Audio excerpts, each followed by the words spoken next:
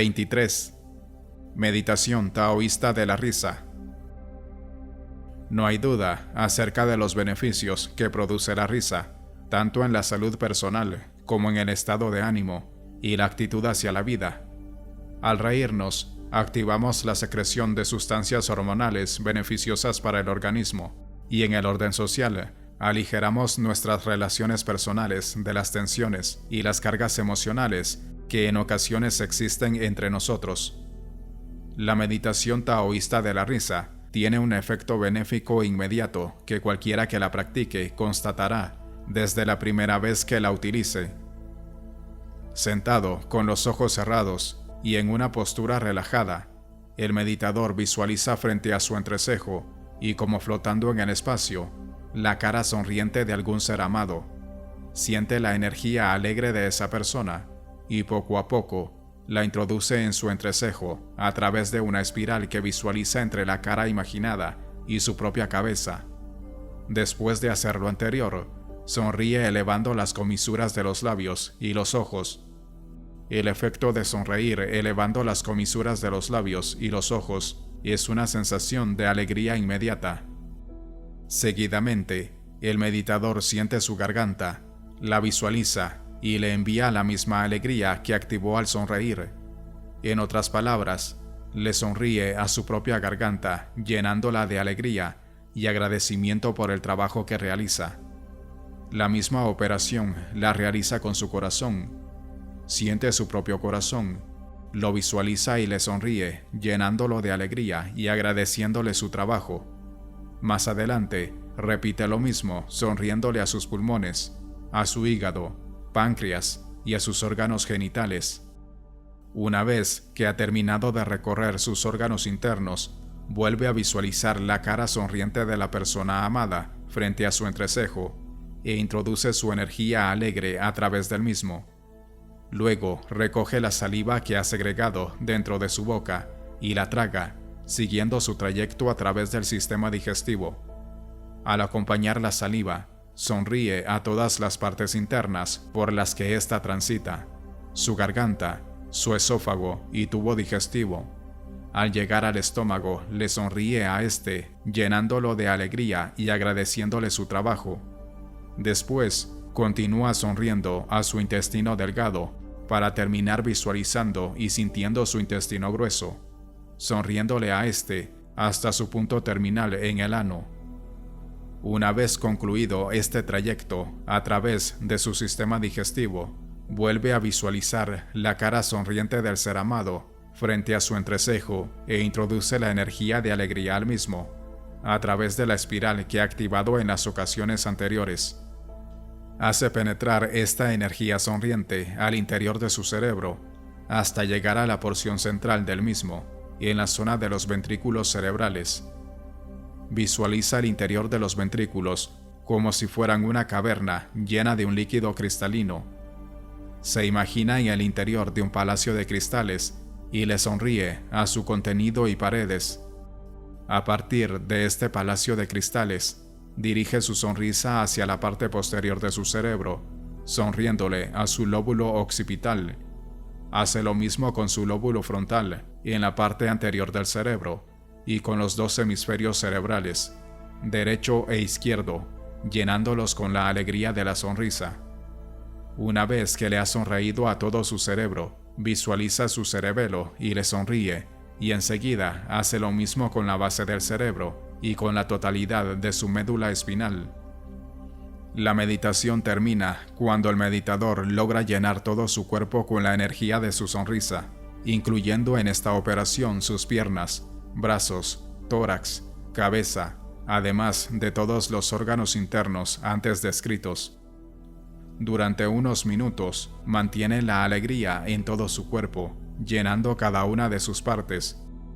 Toda esta meditación se realiza manteniendo la expresión de sonrisa, dada por la elevación de las comisuras de los labios y los ojos.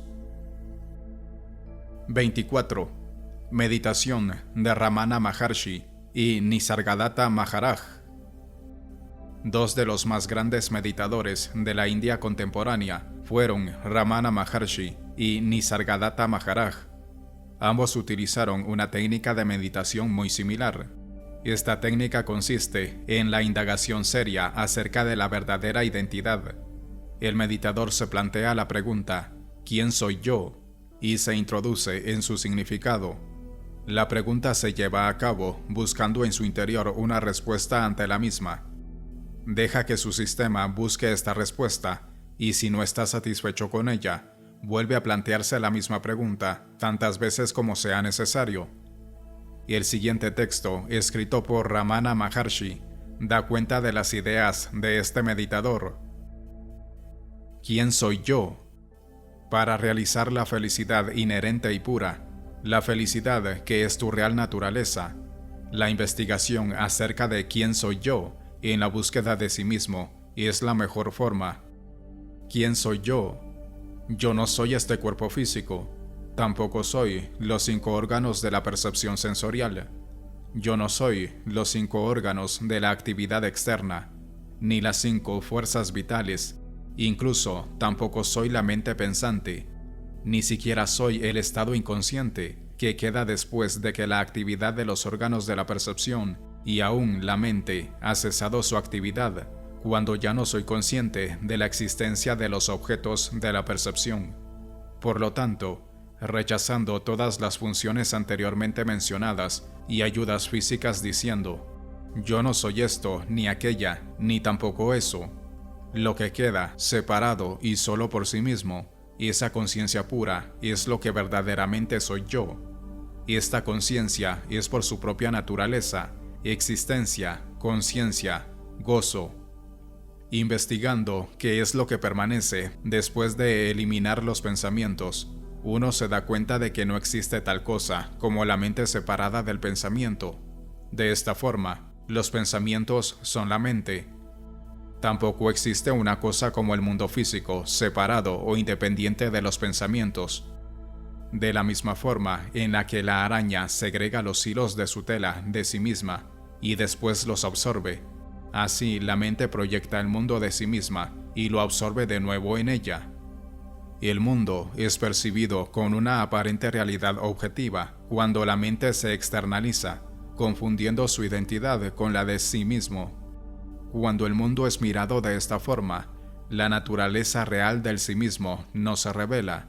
Inversamente, cuando el sí mismo se realiza, el mundo cesa de existir como una realidad objetiva.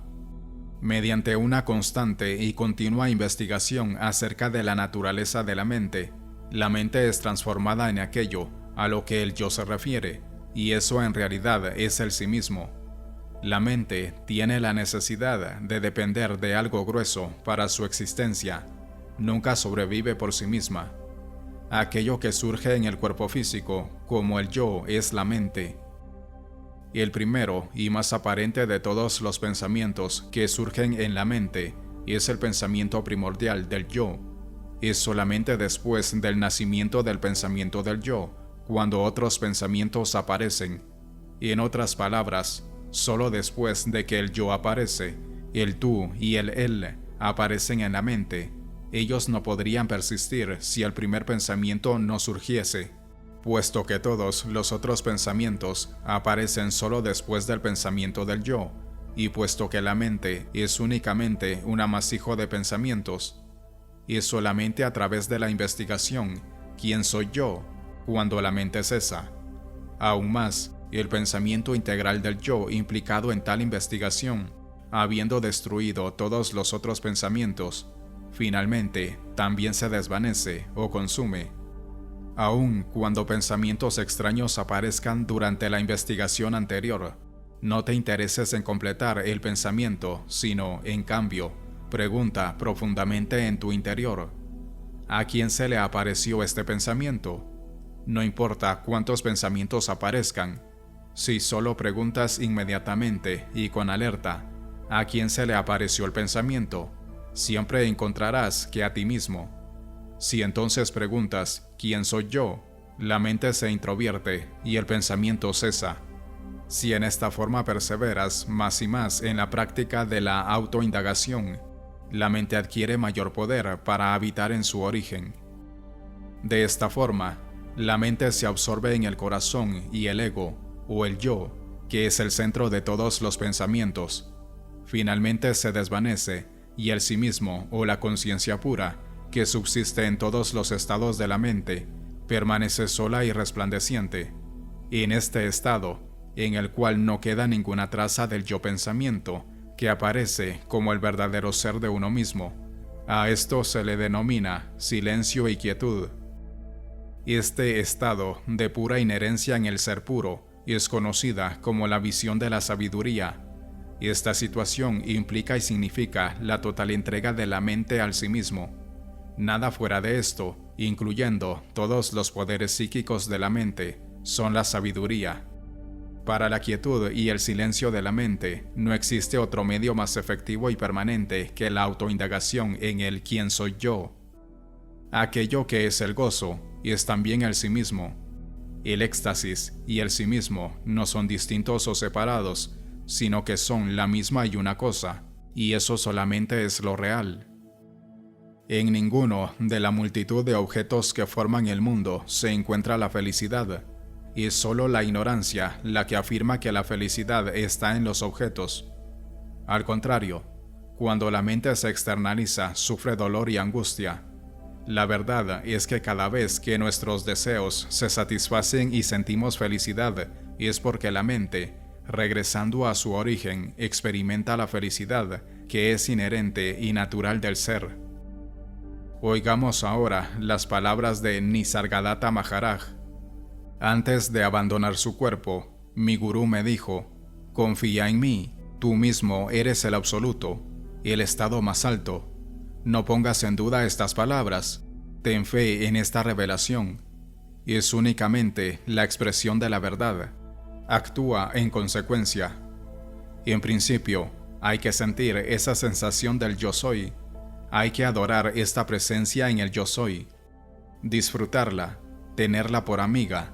Tienes que identificarte con ella y entonces, de forma espontánea, te surgirá este pensamiento: no soy lo que soy.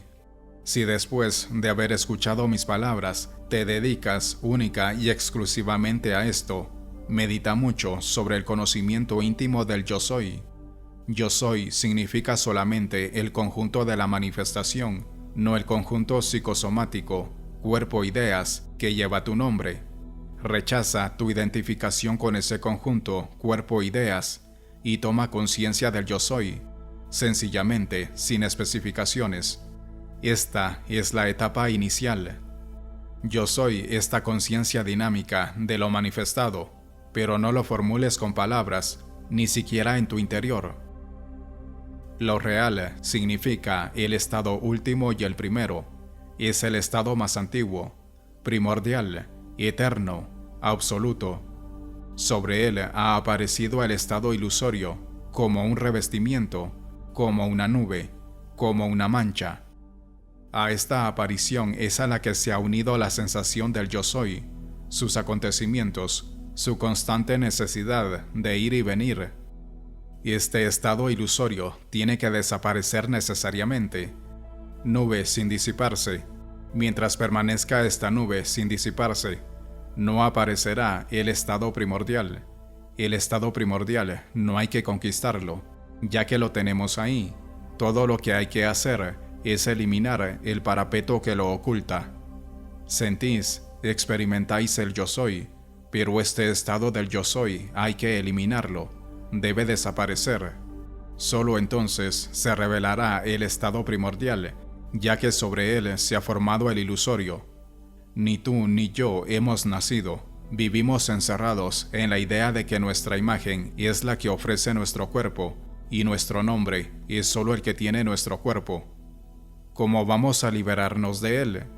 Hay que meditar sobre ese principio, sobre esta creencia de que la verdadera identidad es la que corresponde al nombre y a la imagen del cuerpo. Si centras tu meditación en la convicción del yo soy, si penetras de lleno en este principio, te sucederá algo similar a la germinación de un grano. El yo soy te comunicará cualquier tipo de conocimiento que pueda tener. Esto significa que tú te convertirás en este conocimiento y que en el transcurso de ese proceso vas a desprenderte de este conocimiento. Esto quiere decir que trasciendes este principio, que descubres que yo, el absoluto, no soy este soy, esta conciencia. Te desprendes de ella, pasas a un estado nuevo. 25. Meditación activa. La práctica de la meditación no tiene que estar limitada a la posición de sentado ni a la inmovilidad. De hecho, la meditación debería acompañar toda la actividad de la vida cotidiana, fortaleciéndola en todas sus manifestaciones, desde el comer, el caminar, el hablar, etc. Se recomienda al meditador observarse durante la actividad, mantener su conciencia y su atención al ingerir los alimentos, al caminar y al hablar. Ninguna de estas actividades tiene por qué realizarse en forma desatenta o inconsciente. En el sistema japonés del Zen, se utiliza la caminata como una técnica de meditación denominada Kinjin. El meditador camina en forma lenta y pausada, y mientras lo hace, atiende a sus movimientos, a las sensaciones en sus piernas, a su experiencia, el tocar el suelo con las plantas de sus pies, etc. La técnica de Kinjin se realiza en perlados de 5 o 10 minutos, entre 2 periodos de meditación sentada. 26. Meditación sintérgica. La teoría sintérgica es una aproximación teórica a la percepción.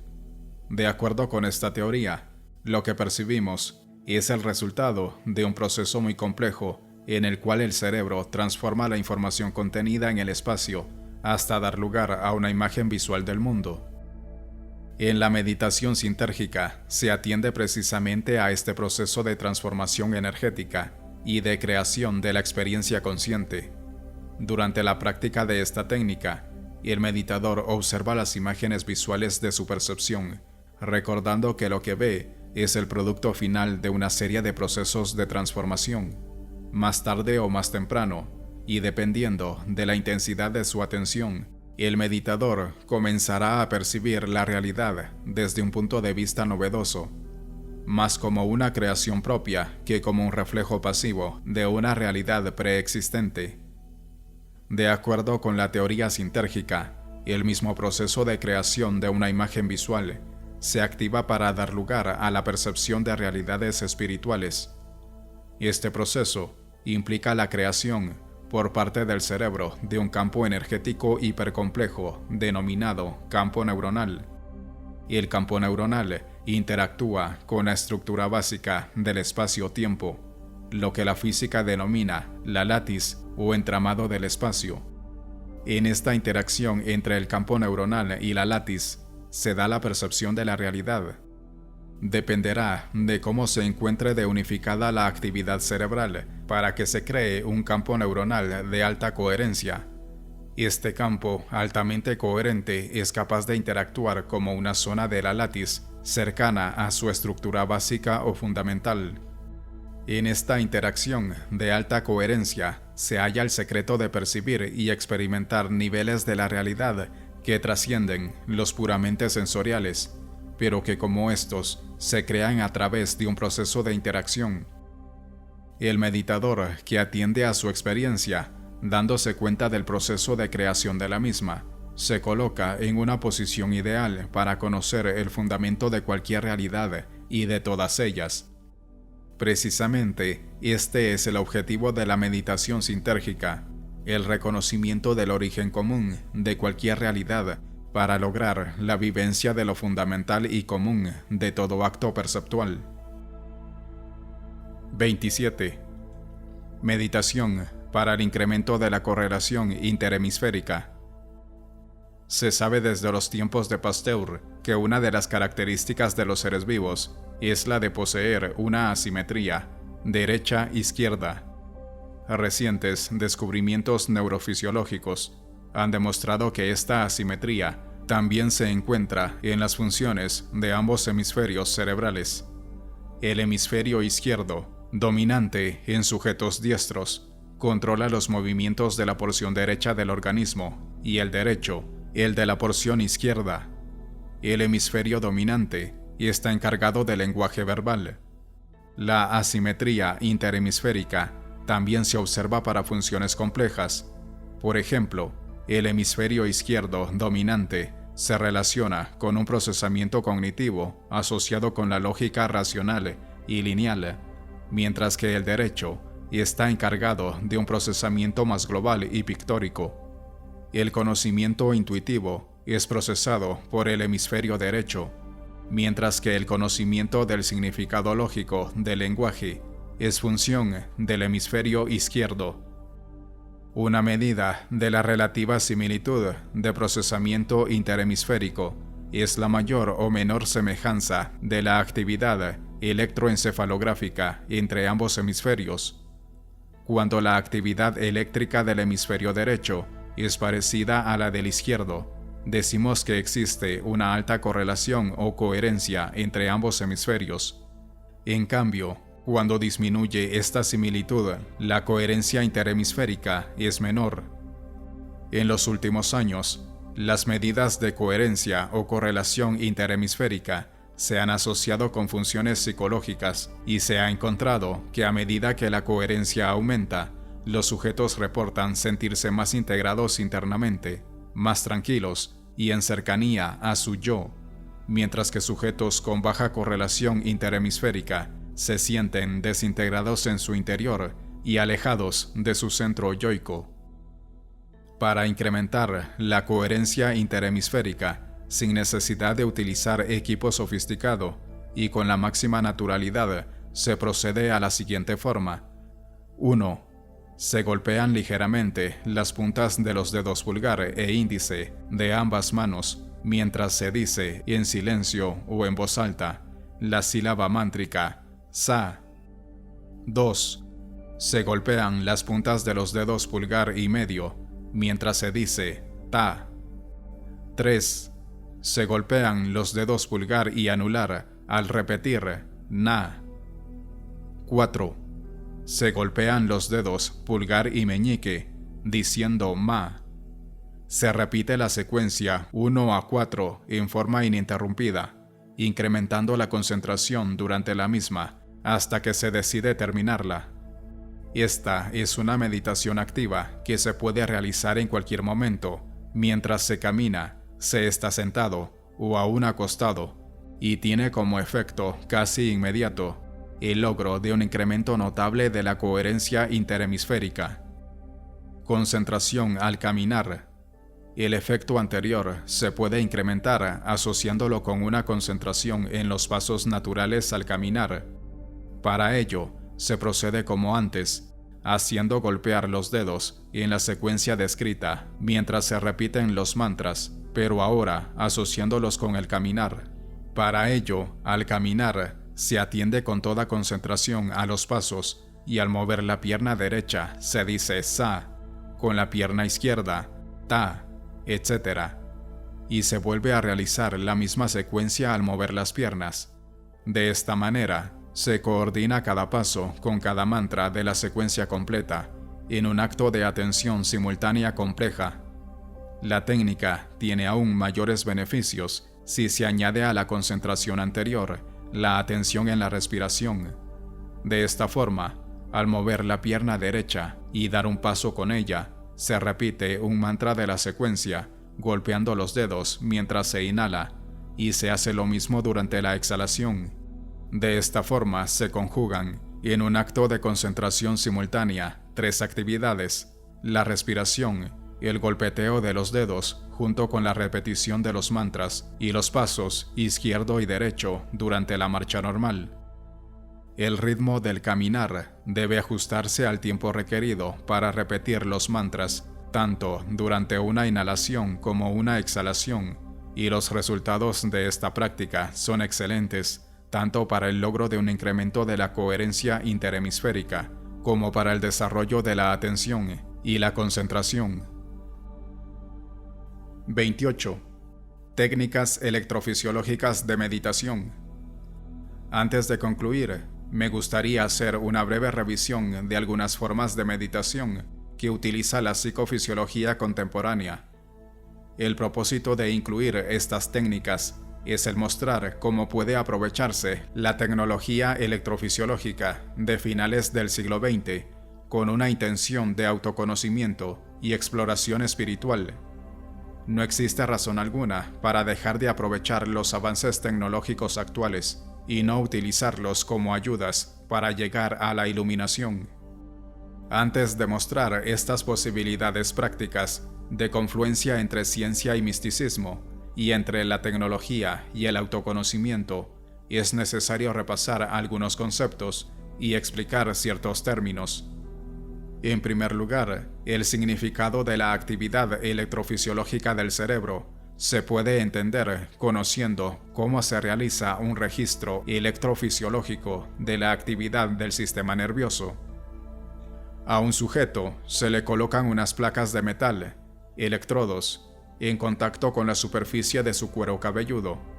Por debajo de estos electrodos, poblaciones gigantescas de neuronas se encuentran activas. La actividad de estas células nerviosas se manifiesta como cambios en potenciales eléctricos. Estos potenciales reflejan las operaciones de codificación y decodificación cerebral de la información. El electrodo capta estos cambios en forma de fluctuaciones eléctricas. Utilizando un equipo de amplificación de alta potencia y mínima distorsión, estos cambios pueden ser inscritos en una hoja de papel o activar una pantalla de televisión, osciloscopio, en la cual la actividad eléctrica cerebral será vista como fluctuaciones oscilantes. Cualquier cambio de estado mental de un sujeto se refleja en algunas modificaciones en su actividad cerebral y, por lo tanto, en alguna alteración de estas oscilaciones. Por ejemplo, un sujeto relajado y con los ojos cerrados manifestará oscilaciones regulares de su actividad cerebral de una frecuencia de entre 8 y 12 ciclos por segundo. A esta banda de frecuencias se le denomina ritmo alfa y refleja una sincronización lenta del disparo eléctrico de las neuronas cerebrales. En cambio, un sujeto agitado y con los ojos abiertos manifiesta una actividad beta de mayor frecuencia, 12 ciclos en adelante y de menor voltaje. Esta actividad refleja un disparo no sincrónico de las neuronas de su cerebro. La primera técnica de meditación electrofisiológica consiste en enseñarle a un sujeto a modificar sus propios ritmos cerebrales utilizando señales de retroalimentación. Por ejemplo, cada vez que su actividad sea alfa, presentarle un sonido con la instrucción de incrementar la duración de este.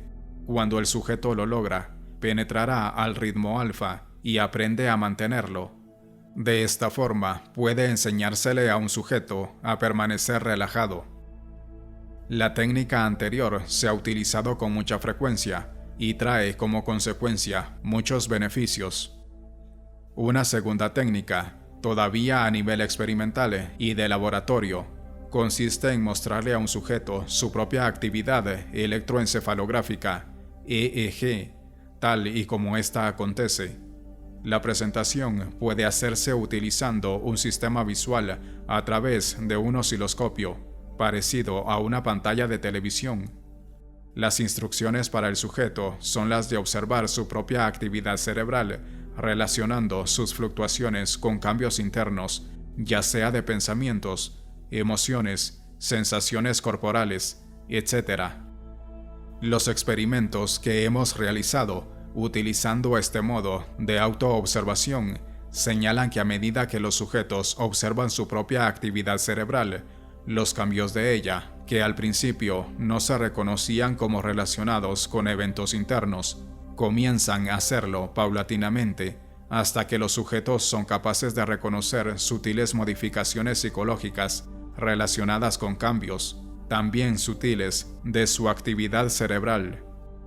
Este descubrimiento de relaciones incrementa notablemente la sensibilidad de los sujetos, haciéndolos aptos para penetrar más profundamente en su interior, observando lo que allí acontece.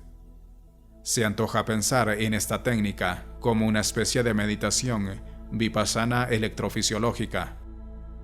Una tercera aplicación de la electrofisiología en el campo de la meditación es la retroalimentación de la correlación interhemisférica. Esta técnica solo se ha aplicado a nivel experimental con resultados notables. La correlación interhemisférica significa el grado de similitud en el funcionamiento de ambos hemisferios cerebrales. A mayor correlación, existe mayor similitud, al grado que en una correlación máxima, ambos hemisferios funcionan en una forma prácticamente igual. Utilizando un registro electrofisiológico de los hemisferios derecho e izquierdo y alimentando una computadora especialmente programada, se ha logrado retroalimentar a sujetos dándole información acerca del grado de su correlación interhemisférica.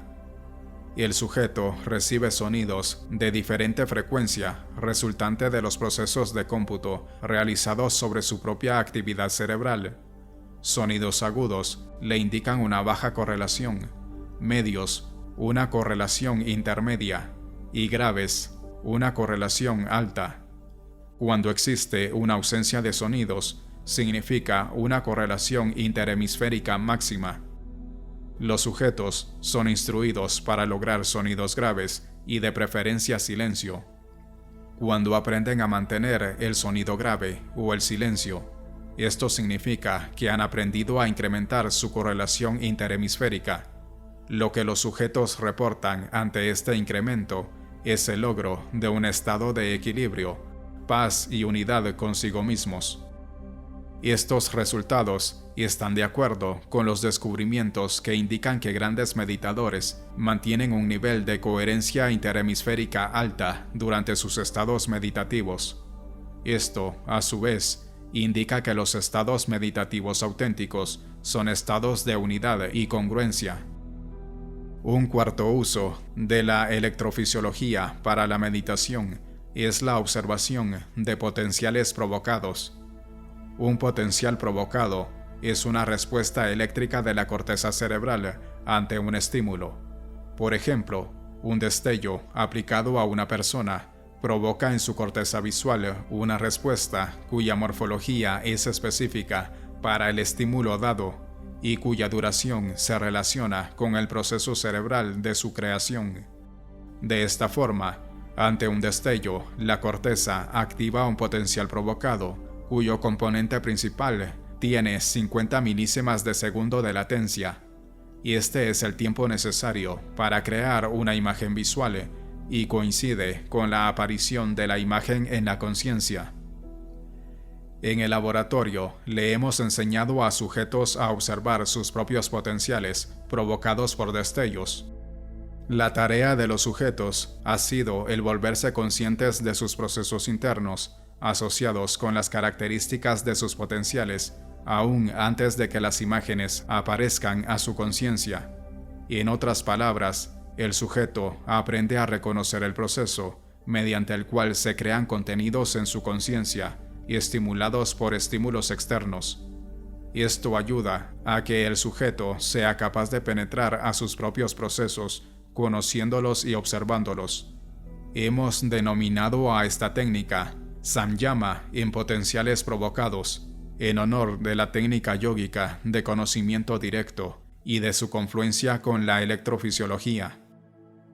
Existen grandes posibilidades de aplicación de la electrofisiología al autoconocimiento y a la meditación, y lo que he presentado ha sido una mínima porción de entre todas las posibles, pero creo que es suficiente como para hacer entender que la ciencia puede utilizarse en beneficio del proceso de desarrollo de la conciencia.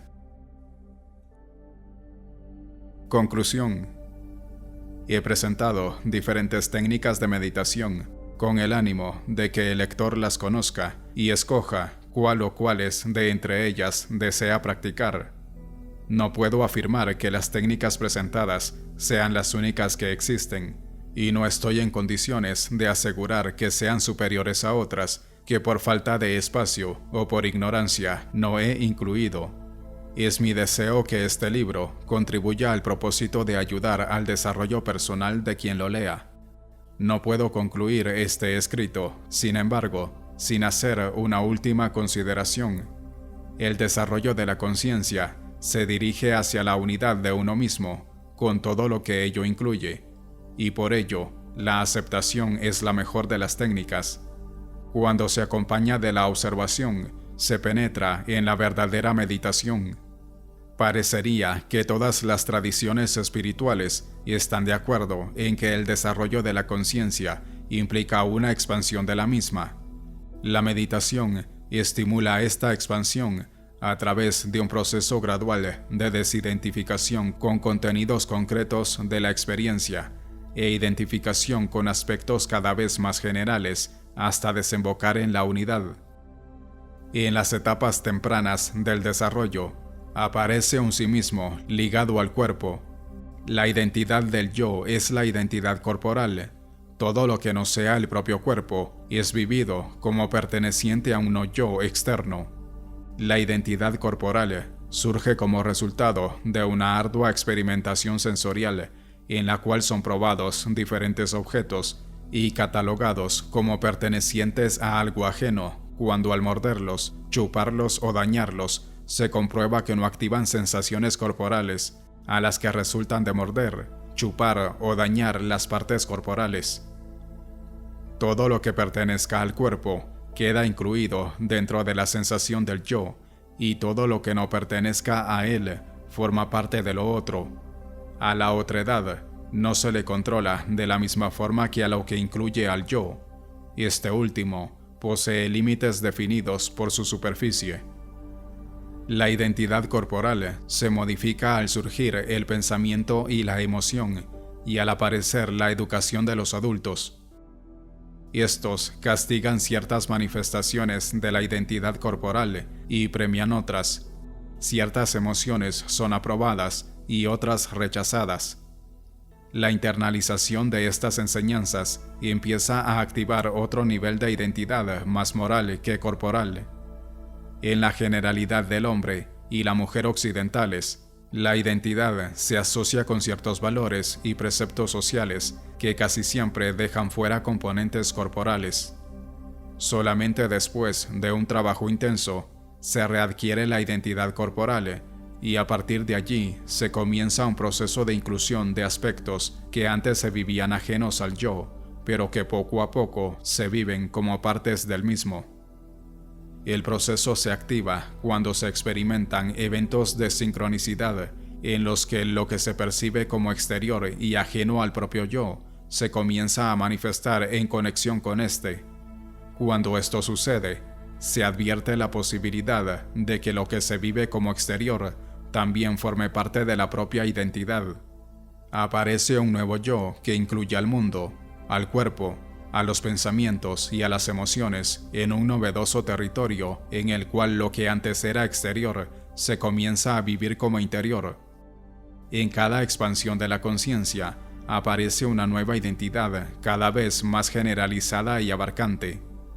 En este proceso, la observación es uno de los elementos clave. Si algo puede observarse, ¿quién es el que observa? El observador como identidad yoica, que incluye a todo lo que es posible observar, surge como nuevo inclusor. El yo, que antes estaba limitado por la superficie corporal, ahora se limita por la capacidad de observación. Este nuevo yo, mucho más expandido y abarcante, también, a su tiempo, se vuelve contenido de una nueva identidad que lo sobrepasa.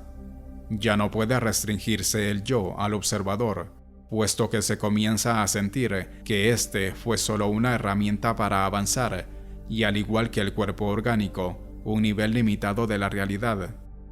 Lo que se intuye es que más allá del observador, existe un sí mismo que no admite separaciones entre observador y observado, sino que las trasciende, puesto que aún la vivencia del observador separa, es decir, determina una división entre el yo y el no yo, mucho más difuminada que antes, pero al fin y al cabo dualista.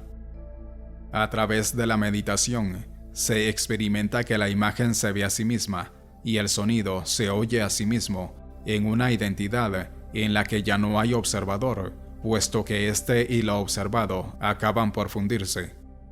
La identidad en este nivel deja de ser personal y el yo comienza a vivirse como perteneciente al todo. Más tarde, aún el intento de congraciar la individualidad con la unidad cae hecho pedazos cuando se averigua que más allá de explicaciones existe aquello que se siente como uno mismo, que se vive como perteneciente al todo, pero que no soporta ningún intento de racionalización. Simplemente existe, y su vivencia es lo que demuestra su existencia. El mundo y el universo vibran con conciencia, y uno mismo es aquello. A esta fusión es a lo que conduce la meditación. En todo este camino, la aceptación y la observación son indispensables, tal y como lo mencioné al principio. Si el cuerpo no se aceptara, nunca podría ser incluido en el nuevo nivel de identidad, y por ello, este estaría incompleto. El no completar un nivel hace que las experiencias provenientes de lo rechazado se exterioricen, creando así una división ilusoria entre el yo y el no yo. Todo lo que se experimenta es parte de uno mismo, y puesto que en la mismidad de la unidad no existe ni espacio ni distancia, la consideración de que determinada experiencia se encuentra alejada de uno mismo es falsa. Al sí mismo universal se le podría denominar ser. El ser se encuentra en todos los niveles de identidad, pero se le identifica con corrección cuando se derrumban las fronteras de separación entre el yo y el no yo. La primera parte de este libro, dedicada a los ejercicios corporales, se incluyó con el propósito de recuperar la identidad corporal y purificar sus procesos como paso preliminar para los métodos de observación, es decir, se siguió la misma lógica del desarrollo natural, en la cual primero se reconoce al cuerpo como identidad y después ésta se expande a todo lo observado.